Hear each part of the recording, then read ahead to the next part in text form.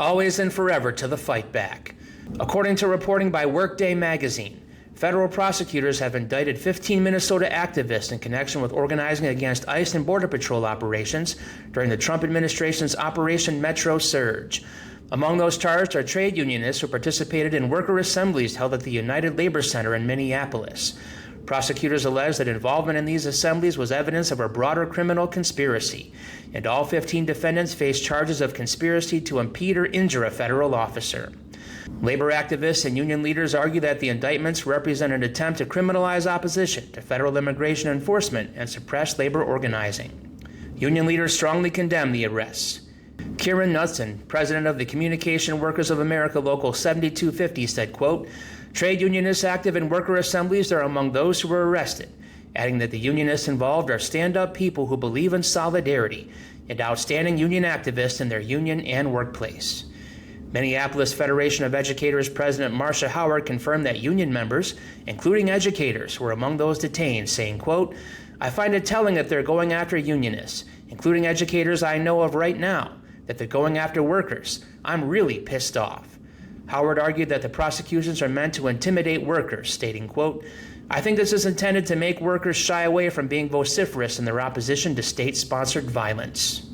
The worker assemblies brought together hundreds of union and non-union workers to discuss resistance to ICE operations, labor solidarity, and broader political issues.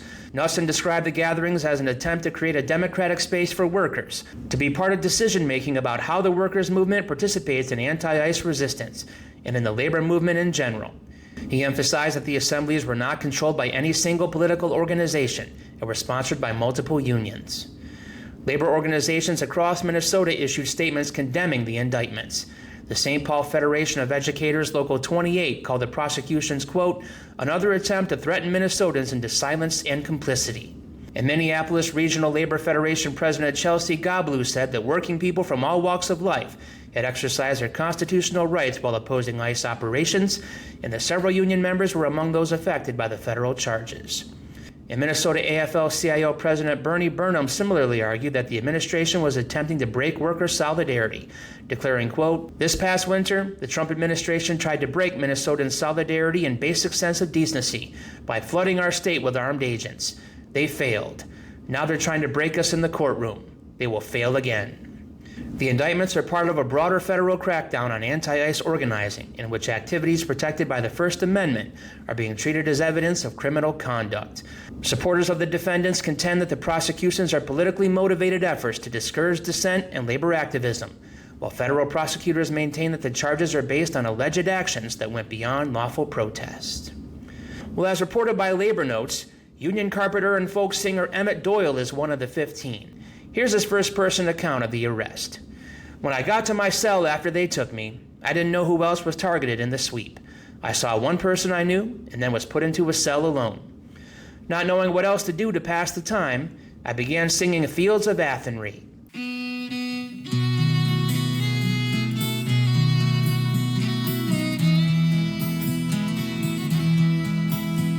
By a lonely prison wall, I heard a young girl calling,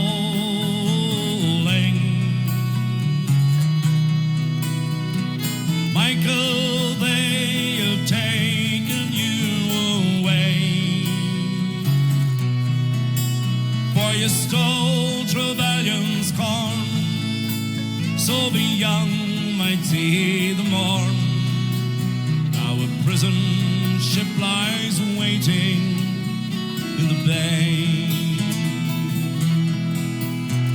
When I was done with that, I sang the Ballad of Joe McDonnell, Bold Robert Emmett, Jim Jones in Botany Bay, and Our Lads in Crumlin Jail.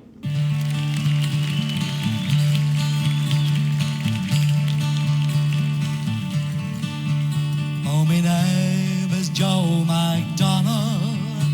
From Belfast town I came, a city I will never see again. For in the town of Belfast I spent many happy days. I love that town in oh so many ways.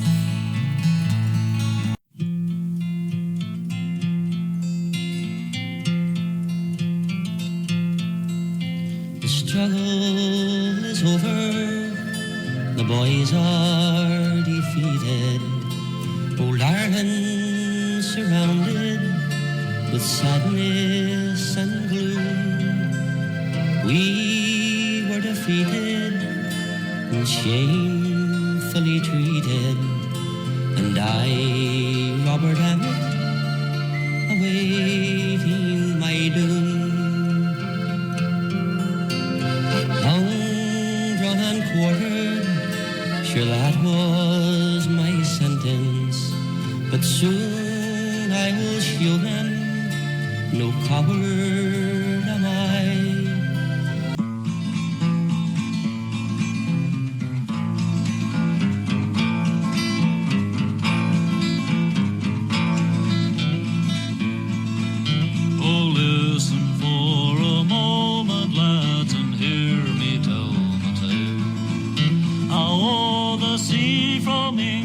Shore I was compelled to sail. The jury said he's guilty, sir, and said that judge, said he, for life, Jim Jones, I'm sending you across the stormy sea.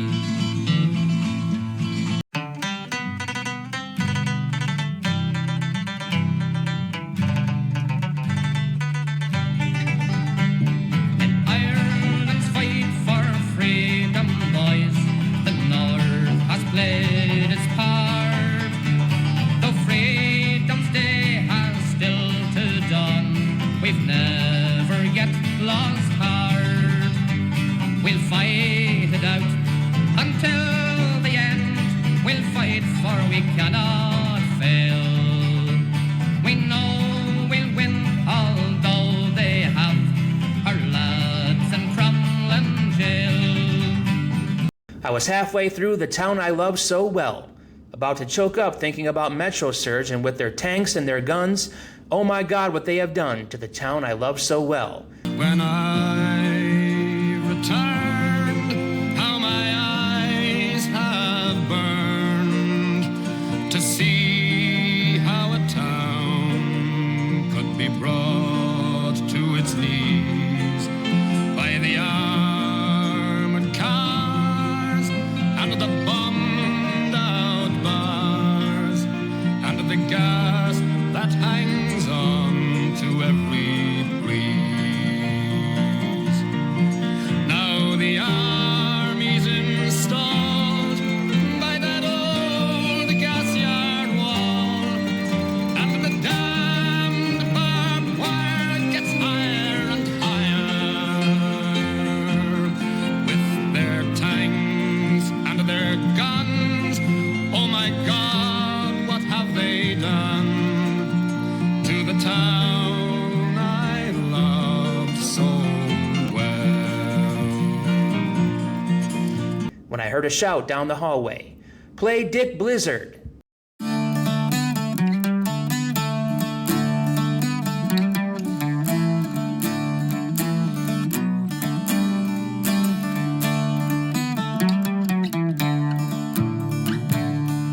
Come raise up a glass for 2726. When against the ice Nazis came a blizzard of dicks. At Whipple we whipped dildos onto their vans. Stand hard against the tyrants, the measure of man. The people faced down those tyrannical fucks and yeeted the penises onto their trucks. We didn't throw Molotovs, bottles, or rocks, but we pounded them down with the silicone cocks. Come raise up a glass for 2726. When against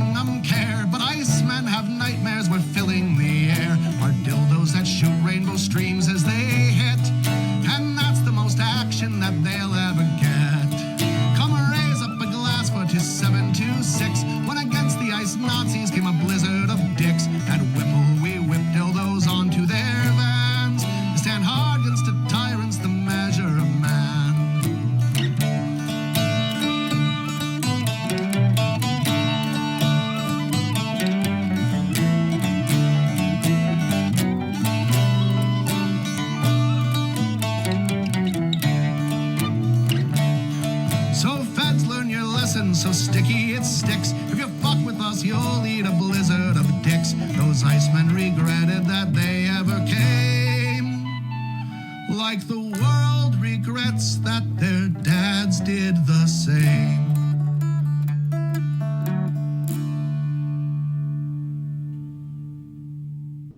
A chorus of laughter followed, and voices of friends and loved ones. Suddenly, I wasn't alone anymore. After a short time, they processed me and put me in a cell with some dearly beloved friends of mine. One of them, an older friend whose wisdom has always been a source of strength in trying times, turned to me and asked if I could help him remember all the verses to Solidarity Forever. Within minutes, all the cells up and down the hall were singing the full original IWW version with increasing gusto. When the union's inspiration through the workers' blood shall run, there can be no power greater anywhere beneath the sun. Yet what force on earth is weaker than the feeble strength of one? But the union makes us strong. Solidarity forever. Solidarity forever. Solidarity forever, for the union makes us strong. Not wanting to stop the fun, I led an English language rendition of Bella Ciao.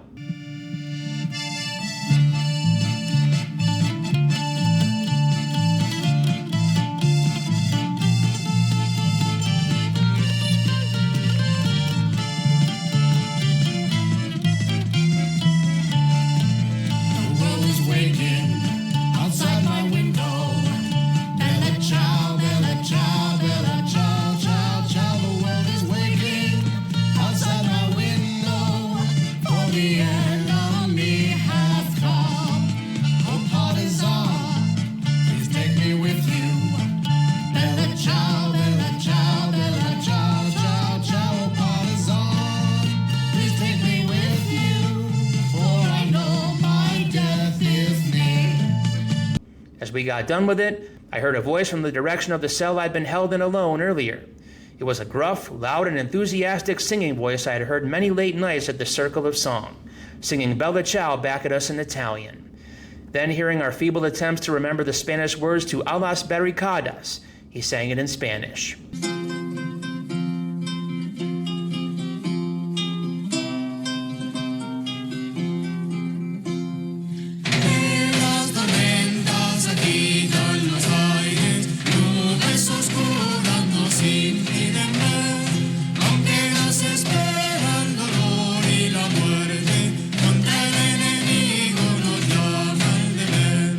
Sing Men Behind the Wire, he shouted down the hall at us.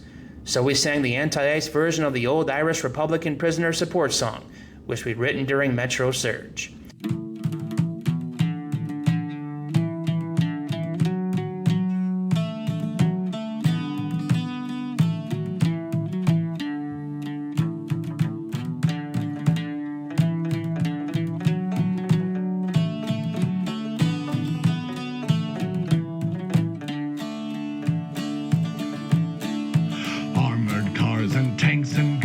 Take our daughters and our sons. Everyone must stand behind the ones behind the wire.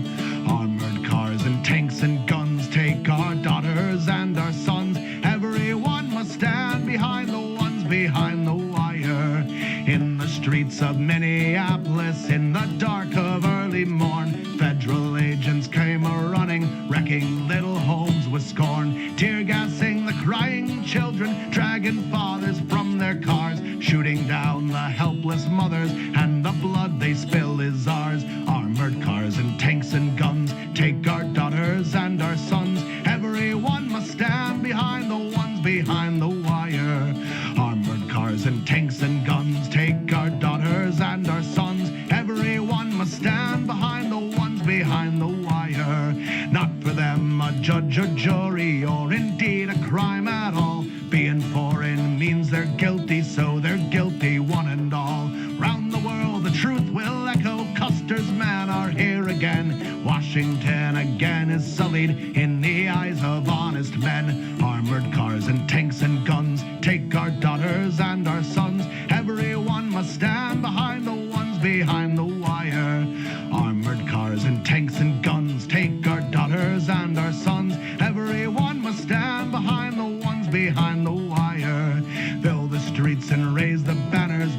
whistle and you'll see neighbors stand as one together until everyone is free. Arm the people, stand together, see the icemen run away. Strike for all the friends they've stolen till they all come back to stay. Armored cars and tanks and guns, take our daughters and our sons. Everyone must stand behind the ones behind the wire. Armored cars and tanks and guns, take our daughters and our sons. Everyone must stand behind the ones behind the wire. That's how I discovered who else was in jail with us yesterday. We whistled Colonel Bogey's March on our way to the hearing.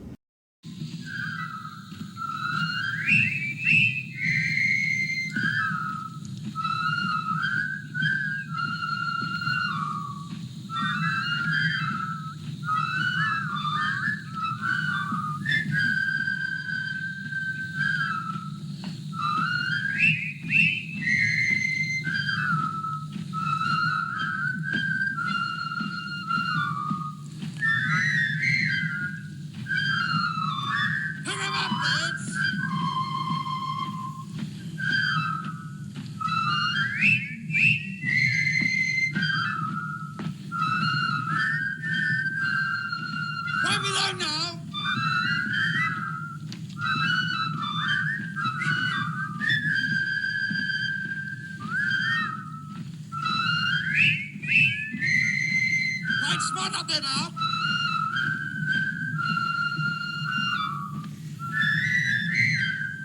Hey, company! Mark time!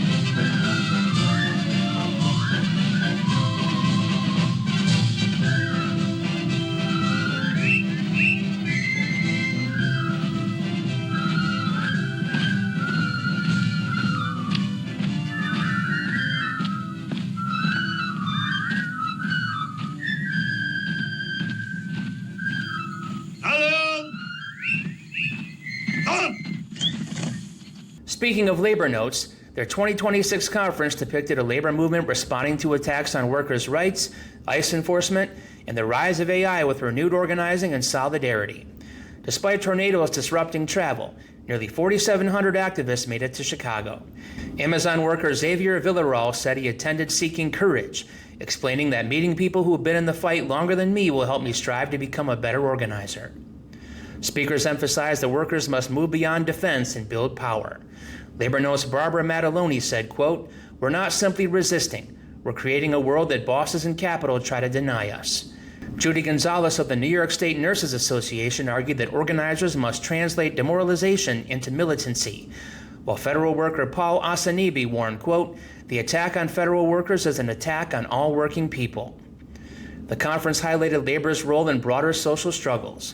Minnesota teachers described using strike-style organizing to support immigrant families during ICE operations, with organizer Maria Solis stating, quote, "January 23rd would not have happened without labor." Workers also celebrated recent victories, including the historic strike at the JBS meatpacking plant in Colorado. UFCW Representative Tajeli Moyes said, quote, "A strike is a school. It teaches workers who they are." While worker Nathaniel Mann reflected, "It's the first time I've seen people smile there." AI emerged as a major concern. Amazon worker Juan Morales called AI the burning question of the labor movement, arguing that unions need contract protections now rather than waiting for legislation. Participants warned that automation and algorithmic management could deepen inequality unless workers gain democratic control over how the technology is deployed. Throughout the conference, attendees stressed the importance of solidarity. Mann said the experience helped him realize, "I'm not just a worker at JBS. I'm part of something that spans the whole country and across the whole world." Amazon organizer Afonso Martinez Valero captured the conference's central message. The most powerful company in the world still has a problem. They need us. And while they need us, we have power. As electrical worker Emily Lumpkin concluded, "There are no permanent victories, and there are no permanent defeats, but there is always a way forward." Here's a member of UAW Local 2093 out of Three Rivers, Michigan, where workers at Dodge Corporation won a new contract after a 2-week strike. My name's John Kraus. I'm with the UAW Local 2093 in Three Rivers, Michigan. And I'm here to tell you a story that every worker in this country deserves to hear. Before I start, I need to give a special thanks to UAW Region 1D team of Frank Hines, Zuck, Dawes, as well as Sean Fain and his strategies team. They're a major part of this story that I'm telling you today. And it's a story of a local that spent over 18 years of being told to sit down, be quiet, and accept less. It's a story of how those workers finally stood up, locked arms, and changed the balance of power inside of American Axle.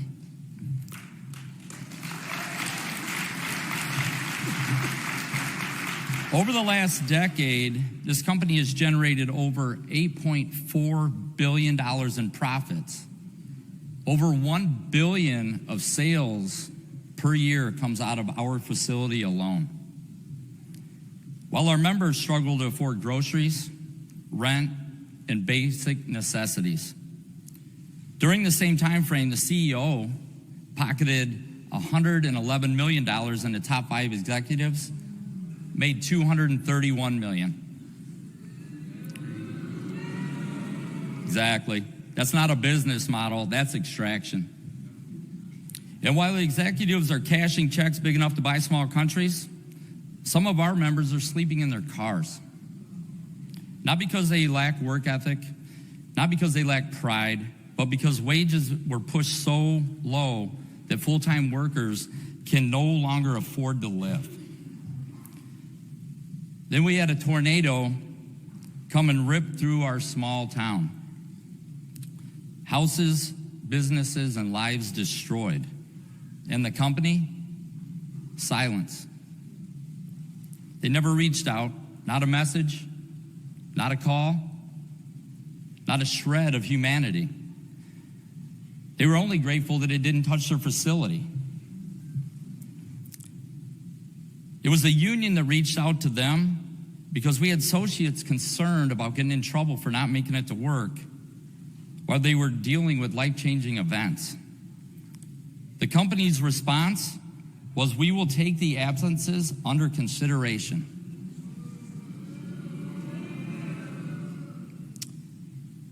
They backed up their lack of caring by doing nothing in our community.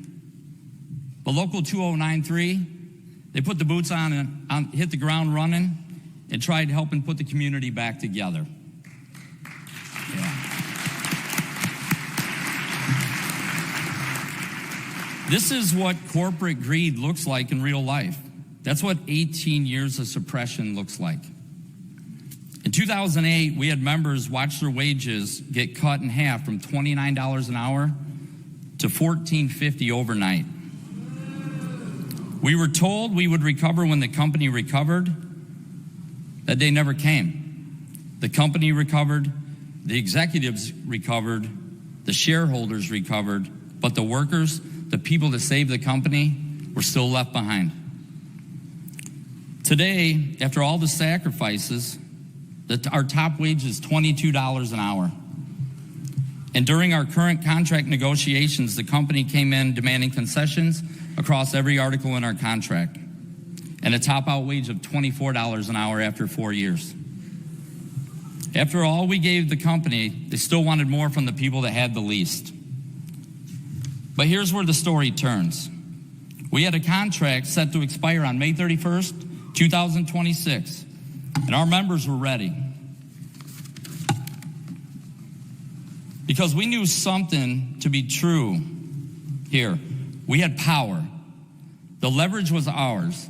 In Three Rivers, we build axles for GM's most profitable vehicles that they have out there. They're trucks. We love our trucks in America, and Local 2093 knew that. With no axles, there would be no trucks. So when it came time to take a strike vote, we had over 90% of our membership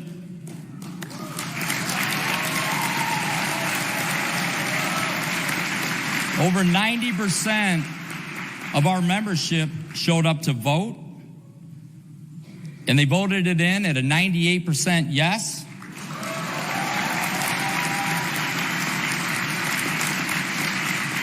And 100% of the members walked out.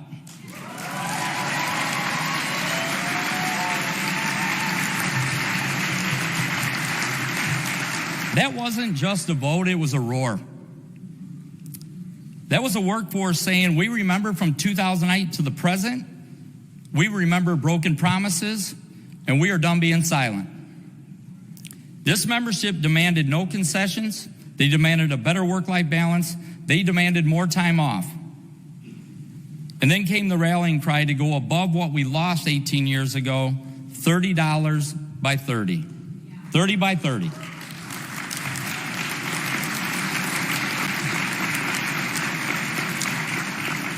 I'm proud to stand here today and say we have a current TA that we'll be rolling out to our members has met every single one of those demands.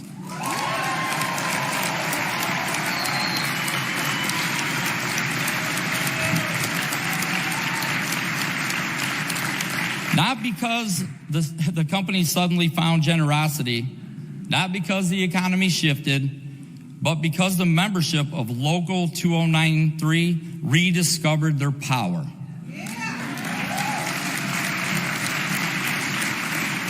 Ladies and gentlemen, Local 2093 lit a signal fire.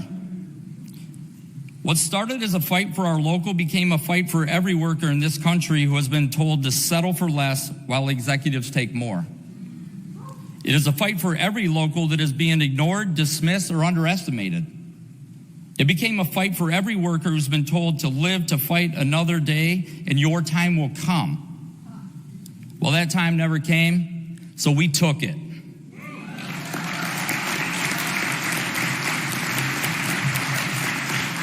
And that's why I'm here today at the Labor Notes Conference, because this room understands something that corporate world hopes we'll never figure out.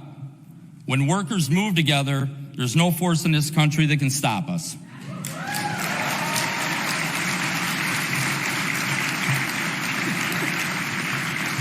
Local 2093 is not special because we are lucky. We are not special because we are unique. We are special because we remember who we are. Union. A union that stands up, a union that fights back, a union that wins.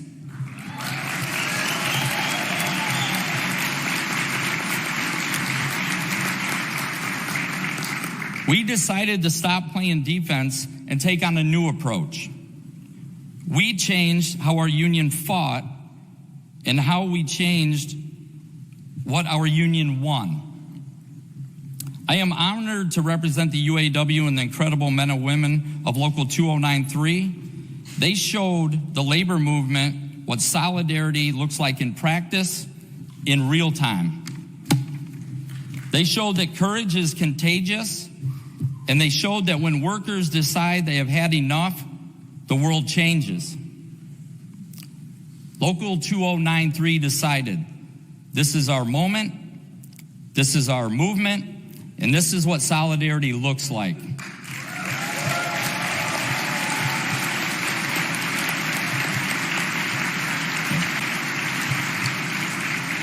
So everybody here understands that we're on strike, right? We took that stand and we walked out.